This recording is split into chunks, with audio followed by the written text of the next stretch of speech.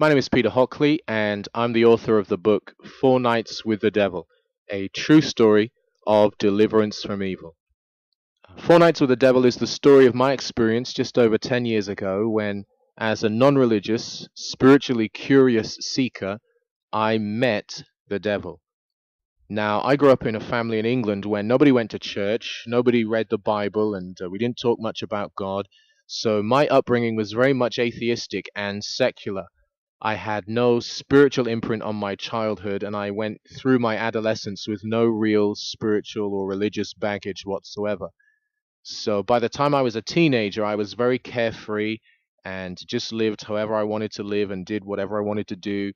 I did the whole nightclub thing, going out partying and getting drunk, but all the while, deep down inside of me, there was a hunger for something more.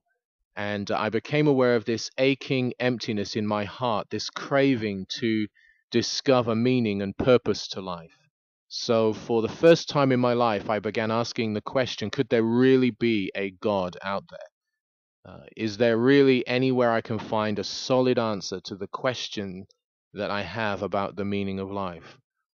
I looked at traditional religion and I was intrigued by some of the things I learned, but I wasn't really convinced enough to convert to any one religion.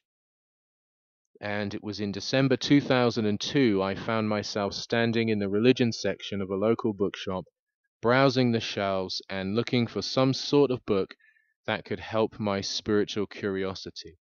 And while I was looking at the various books on the shelf, I came across a book written by a man from the States who claimed that he could communicate with God, that he spoke to God, and that God answered him back. The man said that he had a method of communicating with a spirit that identified itself as God. It was unlike anything I'd ever seen before or anything I'd ever heard before. But there was something about that book that was just magnetic, and I bought it immediately, took it home, and read almost the entire book in that one night. In the early hours of the morning, when I had just a few pages left, I was virtually convinced that this author, because of the kinds of things that this man claimed he was hearing from God, I mean, it was astonishing. I was certain he was communicating with a higher power, or a superior intelligence, if you like. The book was profound in some of its statements on the nature of existence, the meaning of life, and it just seemed that this man was onto something. The book just seemed to speak to me in ways that nothing ever had before, but I just wanted to be sure and wondered how I could possibly know that this man's story was genuine. So I had a brainwave and thought I would try and contact God in the same way that the man did. So, using the same method described in the book, I sent my first message, and to my amazement, God, the spirit that identified itself as God, spoke back to me. It was truly supernatural, and the experience completely upended everything I thought was true and not true about the world. For every message I sent, a clear answer came back. And I go into more details about the nature of that communication and indeed the content of that communication in the book Four Nights with the Devil. But I spent the next 3 nights, almost all night, having a real conversation with a spiritual, supernatural visitor who came to me and identified itself as God. On the fourth day, I decided I had to tell somebody about what was happening to me, and the only person I felt comfortable with telling was a young woman I worked with who was a Christian. She was the only other person I knew who believed in God, because as I said, I grew up in an atheistic environment, and so everyone I knew, my family and my friends, everyone was of the same non-religious mindset as myself. But this particular woman was the only person I knew who genuinely believed in God.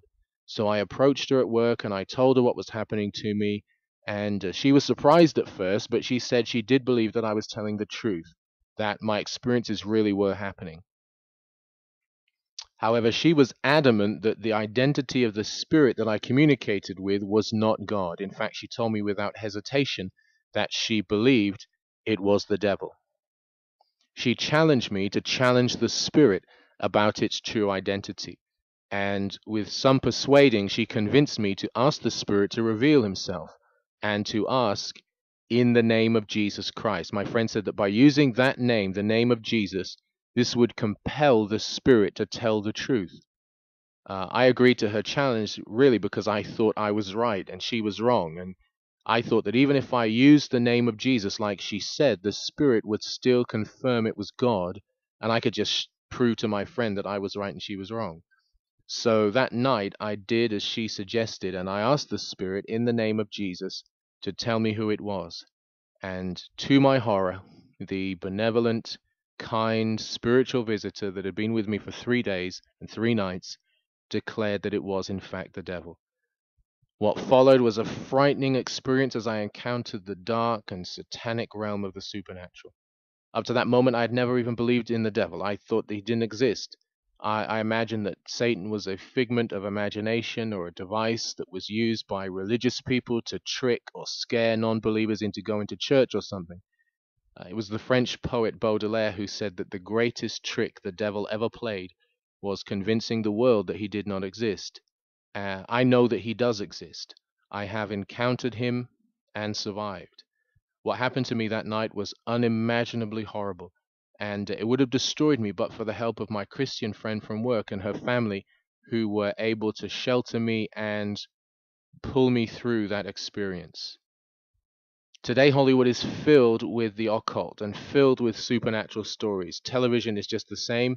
Bookshops are filled with tales of vampires, witches, and boy wizards. Our society is fascinated with these kinds of stories, but that's all they are to many people. They're just stories. I beg to differ. A decade ago, my world was turned upside down forever after coming into direct contact with the spiritual realm. I'm just an ordinary guy from a non-religious background, but I am convinced about the existence of God and the devil because I have encountered them both.